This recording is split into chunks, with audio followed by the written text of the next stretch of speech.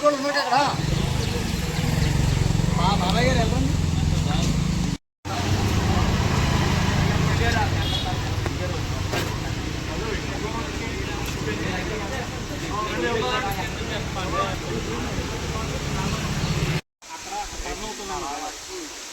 ఇది తోడేనండి ఇంజిమా ఇది ఆధార్ కూడా తోడి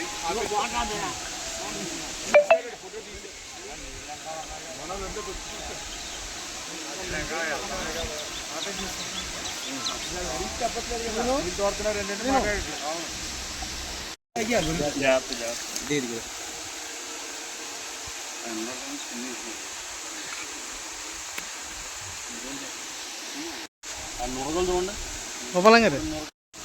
మనం ఆన్ చేయకూడదులే మళ్ళీ మనం ఉంది అది వాటర్ వస్తున్నప్పుడు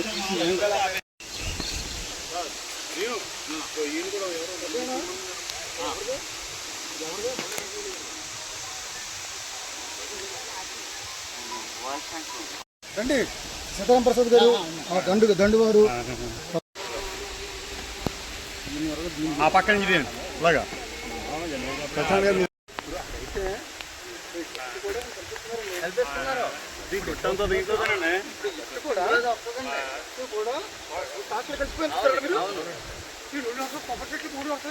అవును.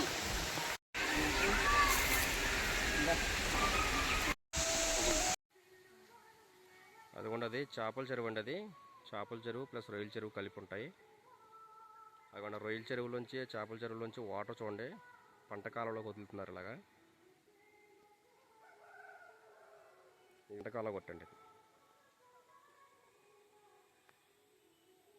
ఈ పంటకాలంలో చూడండి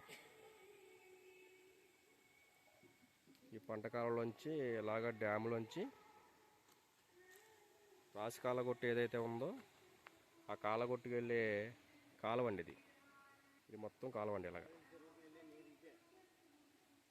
మొత్తం రాసి కాలగొట్టు ఏఎస్ఆర్ నగర్ అని చెప్పబడుతున్న రాసి కాలగొట్టు ఏదైతే ఉందో ఆ కాలగొట్టికి వెళ్తున్న కాలువ ఇది. చూడండి కలుషితం ఎక్కడ జరుగుతుందో ఏంటని ఒకసారి పరిశీలించండి. ఇదిగోండి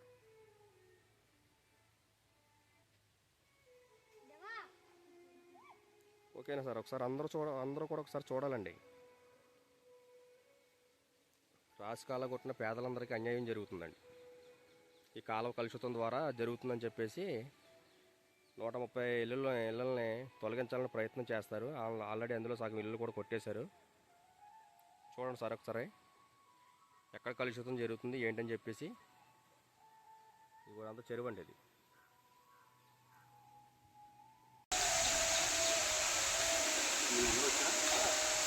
పాలకోడేరు గ్రామంలో ఏఎస్ఆర్ నగరం ఏదైతే సుమారు 130 కుటుంబాల వారు ఉన్నారో ఆ 130 కుటుంబాల వారు వాడుతున్న వాటరు ఈ పంటకాలంలోకి వచ్చి ఆ పంటకాలం కలుషితమయ్యి ఒక గ్రామంలోని మంచినీటి చెరువు పాడైపోతుందని చెప్పేసి ఇప్పటిదాకా లోకానికి స్థానిక ఎమ్మెల్యే గారు చెప్తున్నది, నమ్మిస్తున్నది.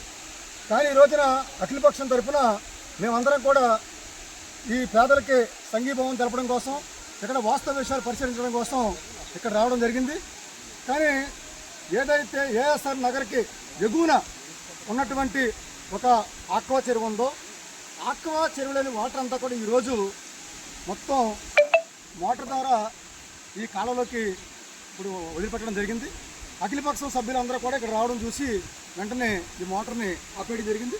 మొత్తం వాటర్ అంతా కూడా ఇప్పటిదాకా దీంట్లో ప్రవహించింది. అంటే ఏదైతే రొయ్యల చెరువు ఉందో ఆ రొయ్యల చెరువులో వ్యర్థ జలాలని పాడైపోయిన వాటర్ని మరలా తిరిగి ట్యాంక్ ఫిల్ చేసుకోవడం కోసం ఆ వాటర్ అంతటిని కూడా ఇక్కడ కాలంలోకి వదలడం జరిగింది. మరి దేనివల్ల ఇవాళ పంట కాలువలు కానీ చెరువులు కానీ పాడైపోతున్నాయి, ఆరోగ్యాలు పాడైపోతున్నాయని చెప్పేసి మేము చెప్తా ఉన్నాం. ఇవాళ ప్రధానికానికి అందరికీ విజ్ఞప్తి చేసేది ఏంటంటే ఇవాళ ఇళ్ళు కూల్చే ముందు అసలు కాలుష్యం దేనివల్ల వస్తుంది, ఎవరి వల్ల పాడైపోతున్నాయి ముందు అది నిర్ధారించాలని చెప్తున్నాం. అందుకే స్థానిక ఎమ్మెల్యే గారిని కానీ లేదు వారు నియమించినటువంటి ఒక బృందాన్ని కానీ మీరు పరిశీలించండి. ఇవాళ అఖిలపక్షంగా మేము వచ్చాం. కాంగ్రెస్ వారు వచ్చారు, బీఎస్పీ వారు వచ్చారు, అలాగే సిపిఐ వారు వచ్చారు, పార్లమెంట్ బ్లాక్ వారు వచ్చారు, అలాగే దళిత సంఘాలు వచ్చినాయి. మేమందరం కూడా ఇవాళ అఖిలపక్షంగా మేము పర్యటిస్తాం. మేము పబ్లిక్గా మేము రావడం చూసి ఇప్పుడే ఈ పైప్ లైన్ ఆపడం జరిగింది. కాబట్టి ఇప్పటికైనా సరే వాస్తవ విషయాల్ని ఎమ్మెల్యే గారికి గ్రహించాలి. అలాగే ఇక్కడ జరుగుతున్నటువంటి కుట్ర అంటామా, ఇక్కడ జరుగుతున్నటువంటి ఒక నెపం మోపడం అంటామా, దీని అంతటినీ కూడా ప్రధానికి కూడా అర్థం చేసుకోవాలని చెప్పేసి ఈ సందర్భంగా తెలియజేస్తున్నాం. తొలగించలేదండి. ఇప్పుడు ఈ తొలగించిన వారికి ఇళ్ల స్థలం రాలేదు. ఇప్పుడు ఎమ్మెల్యే గారు ఏం చెప్తున్నారు, మేము అందరికీ కూడా ప్రత్యామ్నాయం చూపించిన తర్వాతే మేము తొలగిస్తున్నాం చెప్పారు కదండి. ఇప్పుడు ఈ పేర్లు ఇప్పుడు రామారావు గారు మీరు ఇటు రండి, కొంచెం విషయం చెప్పగలిగోళ్ళు రండి. రామారావు గారు ఈ పడగొట్టేసిన పేరు చెప్పారండి. ఇప్పుడు ఎవరికి ఇళ్ల స్థలం రాలే కదా. మల్లుల చిన్న వెంకన్న, మల్లుల చిన్న వెంకన్న వీళ్ళకి ఇళ్ల స్థలం రాలేదు. ఇళ్ల స్థలం రాకపోయినా సరే కొట్టేసారు. అది ఎందుకంటే ఊరు ఎంట్రన్స్ లో ఫస్ట్ ఇది నిలబడకూడదు, ముందు కొట్టేస్తే కొట్టేసాం. అంచేత మల్లుల చిన్న వెంకన్న